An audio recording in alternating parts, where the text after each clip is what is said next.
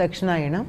దక్షిణాయనాన్ని ఎంతైనా పితృదేవతలకు సంబంధించింది, సాధనకి నియమాలు నిష్టలు పాటించటానికే తప్ప వేడుకలకి వినోదాలకి కాదు అని కదా మనం అనుకుంటాం.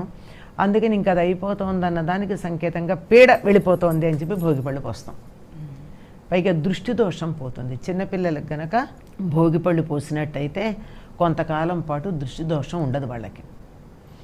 అది ఎలా పోయాలి అంటే భోగిపళ్ళు ఇనప పాత్రలో, ఇనపదై ఉండాలి, ఇనప పాత్రలో రేగుపళ్ళు, తరువాత రాగి కాని రాగిది వేసి దాంట్లో మనకి ఉపానశక్తి కాస్త ధాన్యం లేకపోయినట్టయితే ఇంకేవైనా శనగలు ఇట్లాంటివి పువ్వులు ఇంకా చాలా వేస్తారు అందరూ.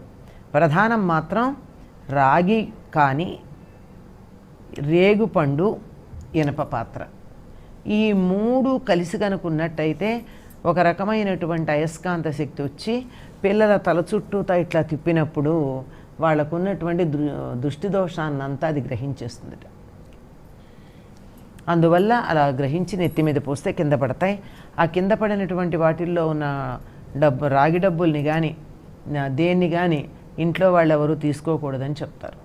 మాకు అట్లాంటి తప్పు లేదు అనుకున్నటువంటి వాళ్ళు ఎవరైనా వాటిని తీసుకుని శుభ్రం చేసి తీసుకెడతారు. ఇంకా అందులో మనం శనగలు పంచుకుంటాం కనుక శనగలు, చెరుకులు వచ్చే రోజులు కనుక చెరుకు ముక్కలు, పువ్వులు ఇలాంటివన్నీ కూడా కలిపి పోస్తారు.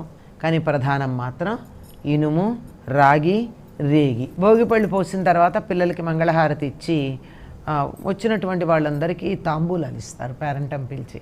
ఈ తాంబూలం ఇవ్వడం ఏమిటి అంటే మనకున్నది 10 మందికి పంచుకోవడం, అంతే కదా. మామూలుగా ఆకులు, ఒక్క, పండు ఇది ముఖ్యం. కానీ ఇది సంక్రాంతికి ఆకు, ఒక్క, పండు ఇచ్చి పంపించరమ్మా. శనగలు అంతలో ఇచ్చి పంపరు. దాంతోపాటుగా ఏదో ఒక వస్తువుని ఇస్తారు.